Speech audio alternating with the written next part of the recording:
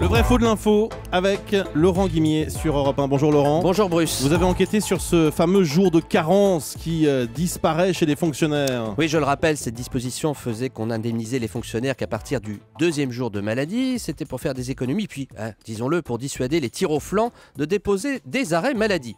J'entends depuis hier que la suppression de ce jour est un mauvais signal. Sous-entendu, ça va coûter 60 millions par an et puis surtout encourager l'absentéisme. Et ça fait bondir la porte-parole du gouvernement, Madame Vallaud-Belkacem, quand elle évoque ce jour de carence.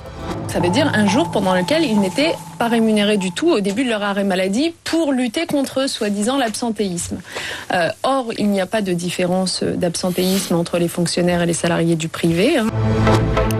Alors, pas plus d'absentéisme chez les fonctionnaires que dans le secteur privé, vrai ou faux? Alors je sais que c'est un sujet très sensible, mais je dis c'est vrai. La porte-parole du gouvernement se fonde sur l'étude la plus récente sur la question, puisqu'elle a été révélée il y a 10 jours.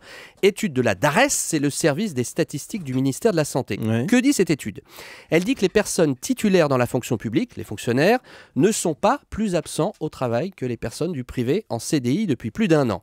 Dans cette étude qui a compilé des chiffres pendant 10 ans, de 2003 à 2011, je lis que 3,7% des salariés du privé sont absents pour maladie ou maladie de leurs enfants, et c'est 3,9% pour les fonctionnaires, 3,7% d'un côté, 3,9% de l'autre, c'est à peu près kiff-kiff. Alors, vous dites que l'étude s'arrête en 2011, c'est-à-dire avant la mise en place du jour de carence. Est-ce qu'il y a eu un effet sur ce taux d'absentéisme? La semaine dernière, un haut fonctionnaire qui était auditionné par les députés a dit que cet absentéisme avait reculé de 0,2 à 0,3% depuis l'instauration du jour de carence, donc c'est des clopinettes. Mais là, j'ai pas de chiffres et surtout pas de recul pour être aussi affirmatif. Mais je reviens d'un mot juste sur l'étude dont je vous ai parlé.